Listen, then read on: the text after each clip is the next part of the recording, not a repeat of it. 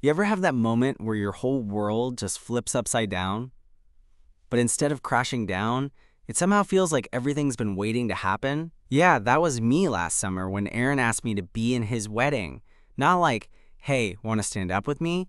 But more like, will you be my best man? And I swear, my brain short-circuited for a second. Because the truth was, I'd been in love with Aaron for as long as I could remember. We met almost 6 years ago, back in college. I was a sophomore, he was a junior, and I had no idea that the quiet guy from my philosophy class would turn out to be the one person who'd sneak his way deep into my heart without me even noticing. Aaron had this way of making you feel seen, you know? Not like the kind of attention that's obvious or flashy, but the kind where you catch his eyes in the middle of a room full of people and suddenly no one else is there. The kind that's so subtle, you almost doubt you imagined it. Back then, I was still figuring out who I was, and honestly, I thought no one like Aaron would ever look my way. He was confident, funny in a dry, sarcastic way, and ridiculously smart. Exactly the kind of guy who'd have zero interest in me. So I kept my feelings tucked away like some embarrassing secret, pretending that I only saw him as a friend. And I told myself that was enough. Fast forward to now, and here I am, sitting on the couch in his apartment, the same one he moved into right after graduation. We've hung out so many times that his place feels like a second home to me. The walls are covered with posters of old movies and band photos, mismatched furniture that somehow works, and this old record player that he's obsessed with. It's the kind of place where you can just be completely yourself, and I guess that's why it hit me so hard when he said it. I want you to be my best man, Aaron said, and I swear, my heart almost stopped, because in that moment, everything I'd been holding back came rushing forward. The late-night talks, the stupid jokes that only he seemed to get, the way my stomach flipped whenever he touched my arm just by accident. I'd been in love with him the entire time, and suddenly it felt like the whole game had changed, but I had no idea if he even saw me that way. Sitting there trying to play it cool, I realized this wasn't just about a wedding or a role in the ceremony. This was a test, maybe even a chance, to finally tell him everything.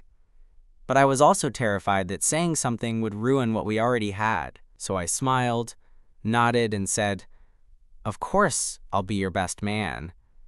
All while my mind screamed, "Now what?" And that's where it all started to get complicated. I could tell Aaron was a little surprised by how quickly I answered, but he just smiled and shrugged like it was no big deal.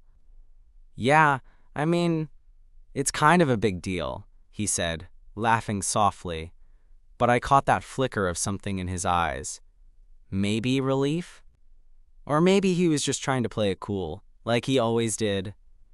The thing is, Aaron's wedding wasn't just some random event.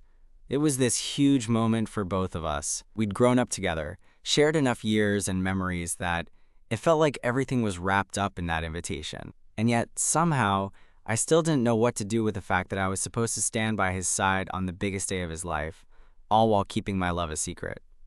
After he left that night, I sat on his couch for what felt like hours. The apartment was quiet except for the faint hum of the city outside. I kept replaying the moment in my head, wondering if I'd missed some hidden meaning in his words, some secret signal that maybe he felt the same way I did. But there was nothing. Just the reality that Aaron was marrying someone else. Her name was Emily, and yeah, she was great. They'd been together for a few years, met at work, and had this easy, comfortable vibe that everyone envied. She was kind and funny, and honestly, I liked her. I wanted to like her. But it didn't change the fact that my heart clenched every time I thought about the two of them together. The next few weeks were a blur of wedding planning and casual hangouts, and it was like I was living inside this weird bubble. I was helping Aaron choose suits, tasting cake flavors, and even sitting through those awful dance lessons that he somehow convinced me to go to. Every moment was a reminder that he was moving forward with someone else, while I was stuck with this secret that felt too heavy to carry. One evening, a few weeks before the wedding, we were at his place again. nursing beers and trying to ignore the mountain of to-do lists sprawled across his kitchen table. We were supposed to be planning seating arrangements, but instead, we ended up talking about everything but. You ever think about how weird it is, I said, swirling the foam in my glass, that you and I sit here like all the time, but it never feels like just hanging out? Aaron looked at me, eyebrows raised. What do you mean? I shrugged, trying to sound casual, but my voice probably gave me away. I don't know, sometimes I wonder if we're more than just friends, or if we should be. He was quiet for a minute, and then he laughed, this soft, almost nervous chuckle. You're messing with me, right? Not really, I admitted, my heart pounding. I guess I just needed to say it out loud. Aaron set his beer down and leaned back, folding his arms. You're serious? His voice was softer now, like he was trying to read me, figure out what I really meant. Yeah, I said, feeling like I was standing on the edge of a cliff. I've been in love with you for a long time. I just didn't say anything because I didn't want to lose you. The silence that followed was so thick, I could almost hear my own heartbeat. Then he stood up and walked over to the window, looking out at the city lights.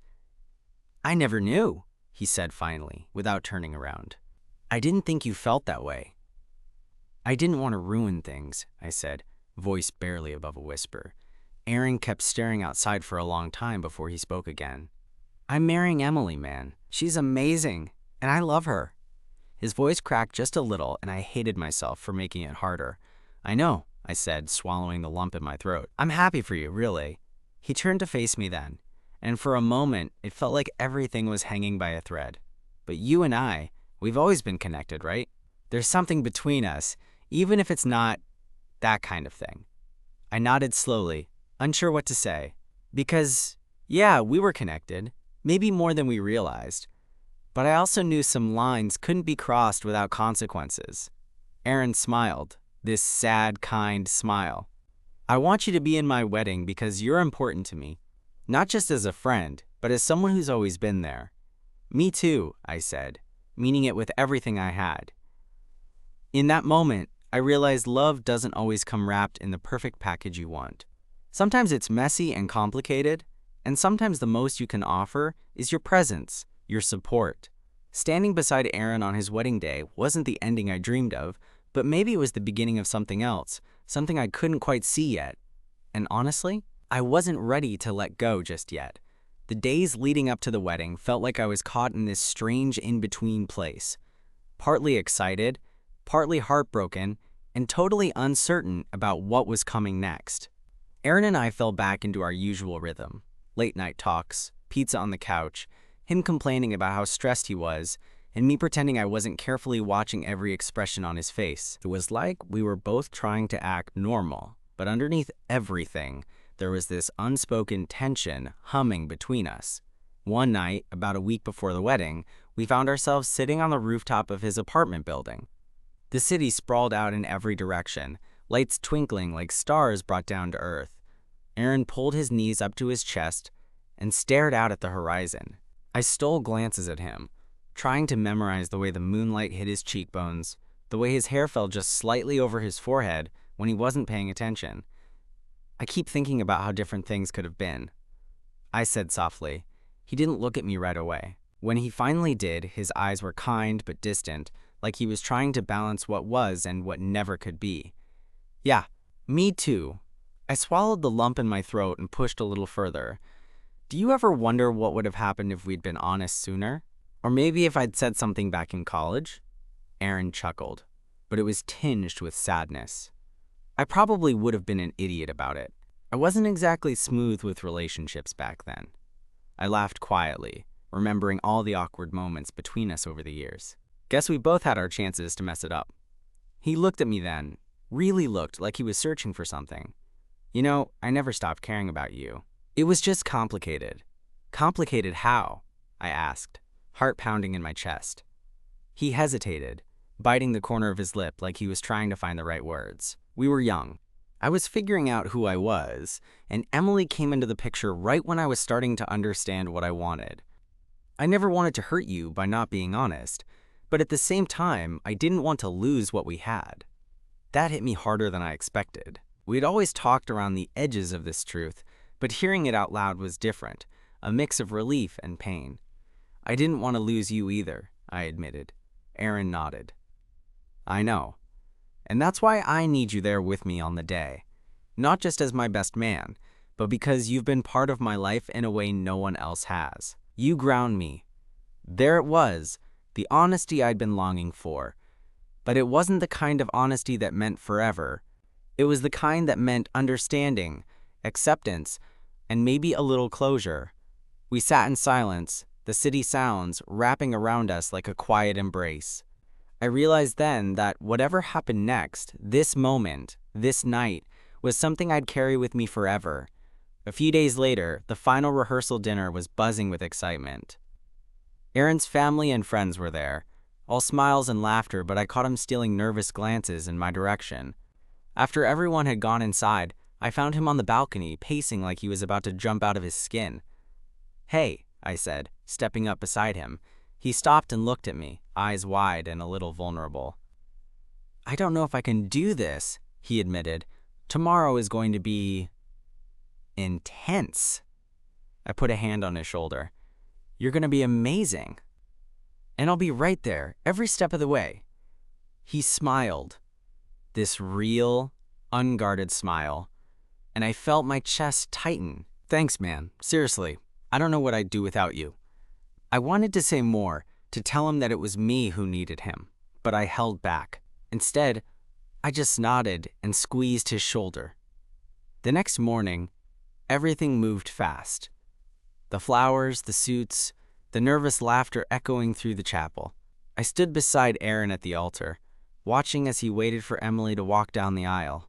And as she appeared, radiant and smiling, I felt this strange mix of joy and heartbreak wash over me. When Aaron looked at me just for a second before turning to her, I saw something in his eyes, a flicker of the past, the connection we shared, before he went back to the moment. I realized then that love doesn't always look like you expect. Sometimes it's quiet and unspoken, woven into the spaces between words and glances. As the ceremony went on, I found myself thinking about what comes after all of this, the what-ifs and the could-have-beens. But I also knew one thing for sure. Standing there, being part of his day, was a gift. And maybe, just maybe, there was a new chapter waiting for both of us, even if it wasn't the one I'd imagined. Because sometimes, love is about holding on, and other times, it's about letting go in the best way possible. The reception was this whirlwind of laughter, music, and people swirling around in celebration. But I kept finding myself caught between two worlds. One where Aaron was the guy I'd quietly loved for years, and the other where he was just the groom, about to start a new life with someone else. It was like watching a movie I'd already seen 1,000 times, but this time, the ending was a little different because I was in it in a way I hadn't been before. After the speeches, there was this moment when Aaron came over to me, a little flushed from nerves and excitement. He pulled me aside near the edge of the dance floor, where the noise dulled just enough for us to have a real conversation. Hey, he said, pulling me into a quick hug. His arms felt warm and familiar, but there was this new weight to the gesture, like we both knew it was more than just friendship in that moment. Hey, I replied, trying to keep my voice steady even though my heart was doing somersaults. He looked down, fiddling with the cuff of his sleeve. I just want you to know, I'm really grateful you're here. I don't think I could have done any of this without you.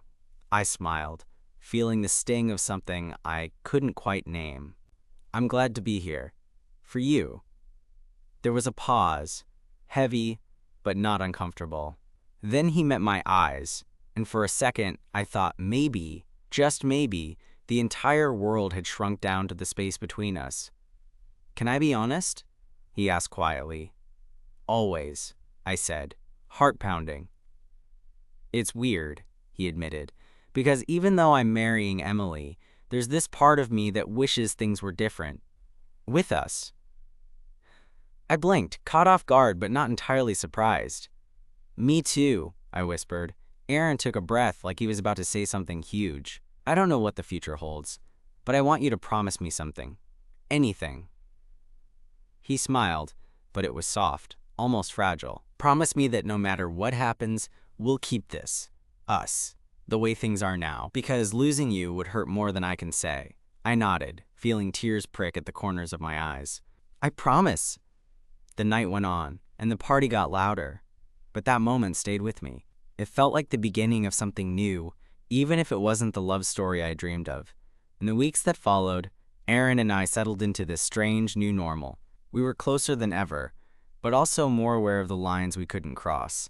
I helped him with the honeymoon plans, the thank you notes, even the awkwardness of meeting Emily's parents again. And through it all, I kept my feelings folded away, like a letter you write but never send. One afternoon, a few weeks after the wedding, we went for a hike upstate, our favorite spot from college. The trees were just starting to turn, painting the forest in fiery reds and golds, and the air was crisp with that unmistakable hint of fall. We walked side by side, not saying much, just soaking in the quiet. At the summit, we stopped and looked out over the valley below. The world spread wide and beautiful.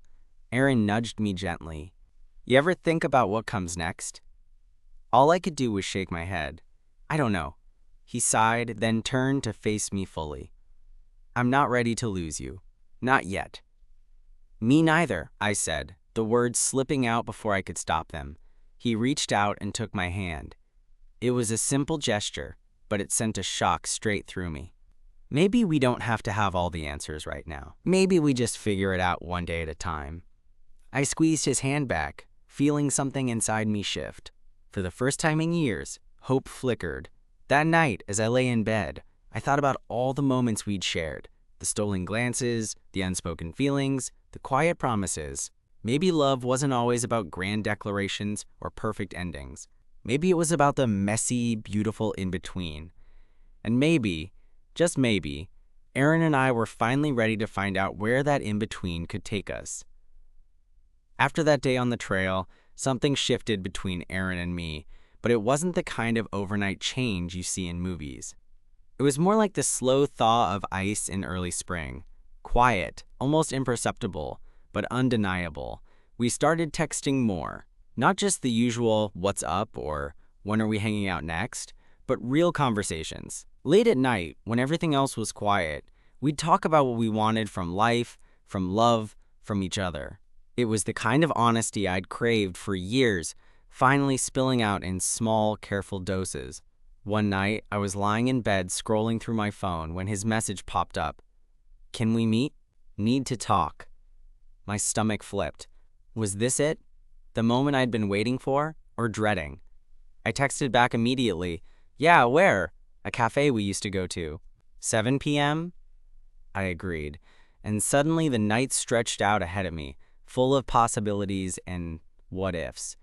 Walking into the cafe, I saw him sitting in our old spot by the window, the same place where countless conversations had unfolded between us over the years. Aaron looked up, gave me that half-smile that made my heart ache and swell all at once. Hey, he said, voice a little rough, like he'd been swallowing something hard to say. Hey, I replied, sliding into the seat opposite him. We sat there for a moment, the hum of chatter and clinking cups filling the silence between us. Then Aaron took a deep breath. I've been thinking a lot about us, he began, about what you said on the hike and that night at the reception. I don't want to lose what we have either, but I also don't want to hurt anyone. His eyes searched mine, vulnerability laid bare. I know, I said softly. Me too. It's complicated. But maybe we can figure out how to be in each other's lives in a way that's honest and real, without tearing everything apart. He nodded slowly, relief and uncertainty warring across his face. Yeah, I want that too. We talked for hours, peeling back layers we'd kept hidden for too long. There were moments of laughter, of tears, of raw truth. We didn't have answers, and maybe we never would. But we had each other, and that felt like enough for now. Over the next few months, our friendship deepened in ways that felt new and fragile. We found ourselves lingering on the edges of touch, an accidental brush of hands, a lingering hug that sent sparks flying but never crossed a line we weren't ready to cross. Emily was still a part of Aaron's life, and I respected that. We never talked about her directly. It was a silent understanding that she was his partner, and I was the friend who loved him quietly from the sidelines. One rainy evening, we were back at Aaron's apartment, the kind of night where the world feels small and safe. I was curled up on the couch, wrapped in one of his old sweaters, when he joined me with 2 mugs of tea. "Remember how we used to binge watch those terrible sitcoms in college?" he asked, handing me a mug. I laughed. "Yeah, how could I forget? You always made fun of the cheesy jokes the loudest." He smiled, sitting down next to me. "I miss those days." "Me too." We fell into a comfortable silence, the quiet only broken by the rain tapping against the window. Then Aaron reached out, resting his hand lightly on mine. It was the kind of contact that spoke volumes without words. "Are you okay with this?" he asked, thumb tracing gentle circles on my skin. I looked into his eyes, seeing the same mixture of hope and hesitation that mirrored my own feelings. "Yeah," I said. "I'm okay with this. With whatever this is." He smiled, relief washing over his face like sunlight breaking through clouds. That night, as we sat there together, I realized that love isn't always about sweeping declarations or dramatic moments. Sometimes, it's about the quiet companionship, the small gestures, the shared understanding that you're not alone. Aaron and I were navigating a path that wasn't easy or obvious, but it was ours. And for the first time in a long time, I felt like maybe, just maybe, love could be messy and complicated, and still be enough.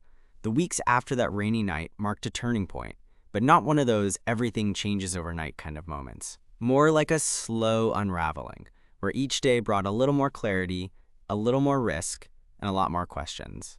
Aaron and I were threading this delicate line between friendship and something else, something undefined but electric. One evening, he called me out of the blue. "Want to grab a drink?" I swear, not for wedding planning this time. I laughed, surprised by the invitation. "Sure, where?" "There's this new bar downtown. Low-key, no pressure." I met him there, the place dimly lit and humming with soft jazz. Aaron was already there, nursing a beer, looking every bit as nervous as I felt. We fell into an easy rhythm, talking about everything and nothing, catching up on the little things life had thrown at us. Halfway through the night, he leaned in, voice low. "I've been thinking about us, about what us even means." I nodded, heart thudding in my chest. "Me too." He took a breath, eyes locked on mine. "I don't want to lose what we have, but I also want to see if there could be more." The words hung between us, heavy but hopeful. "I want that too," I whispered, barely daring to believe it. We didn't define anything that night, didn't rush to label the feelings bubbling beneath the surface. Instead, we agreed to take it slow, to be honest with each other and with ourselves. Over the next few days, our conversations grew more candid. We talked about fears, about what love looked like. Messy, complicated, sometimes painful, but real. We shared memories, dreams, and the silent hopes we'd both carried for years. One afternoon, while walking through the park, Aaron stopped and pulled me close. The world seemed to tilt as he brushed his lips against my forehead, a gentle promise that he was here, that he cared, that despite everything, there was a chance for us. But just as things felt like they were finally falling into place, reality came crashing back. Emily was part of his life, and that complicated everything in ways I hadn't fully grasped before. One evening, Aaron confided over the phone. "She's struggling." The wedding brought up things she wasn't ready to face. My heart clenched. I hated that my feelings tangled with someone else's pain, but I also wanted to be there for Aaron, to support him however I could. "Whatever you need," I said softly. That night, I realized love wasn't just about the two of us. It was about navigating the messiness of life, of other people, of choices made and consequences faced.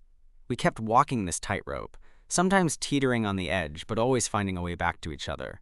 Late one night, Aaron showed up at my door, eyes red but smiling. "Can I come in?" I nodded, heart pounding as he stepped inside. We talked until dawn, whispers and laughter filling the quiet spaces between us. In that fragile, beautiful space, I felt something solid take root, a connection that wasn't about labels or certainty, but about trust and presence.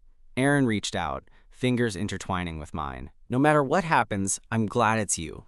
"Me too," I whispered, and in that moment, I realized that love wasn't about perfect timing or neat endings. It was about being brave enough to stay, to hold on, and to let the story unfold however it would. The months that followed were still tangled. No magic fix, no sudden clarity that wrapped everything up in a neat bow. Aaron and I kept talking, growing, and learning how to be honest with ourselves and each other. We didn't rush into us the way I'd once dreamed, but we forged something steadier, something real. It wasn't about grand declarations or sweeping gestures, but small moments, like sharing coffee in the morning, catching each other's eyes across a crowded room, or just sitting in comfortable silence after a long day. Emily and Aaron's relationship changed too. They decided to take a step back and figure out what they both truly wanted. It was painful, but it also felt like a necessary kind of honesty. Aaron told me about it all, the good and the bad, and I listened. Not as a jealous lover, but as a friend who cared deeply. One evening, after a quiet dinner at his place, Aaron looked at me in a way that made my breath catch. We'd been talking about everything and nothing when he reached for my hand. Steady, warm, familiar. "I don't know what the future holds," he said softly. "But I do know that I want you in it, in whatever way that makes sense." I smiled, the weight I'd carried for so long finally feeling lighter. "I want that too. No pressure. Just whatever feels right." That was the moment I realized love doesn't always arrive, wrapped in fireworks or perfect timing. Sometimes it's patient, messy, and a little uncertain. But it's also kind, enduring, and quiet in the best way. We didn't have all the answers, but we had each other. And that was enough. I'm still in love with Aaron, yes, maybe always will be, but now that love feels less like a secret burden and more like a steady light. It's the kind of love that grows in honest moments, in shared laughter and quiet support, in the promise that no matter what happens, you won't have to face it alone. So yeah, he asked me to be in his wedding, and I was in love with him the whole time. But more than that, I got to be a part of his life in a way that meant everything. And maybe that's what love really is. Not just the big dramatic moments, but the steady presence that stays when the music fades and the crowd goes home.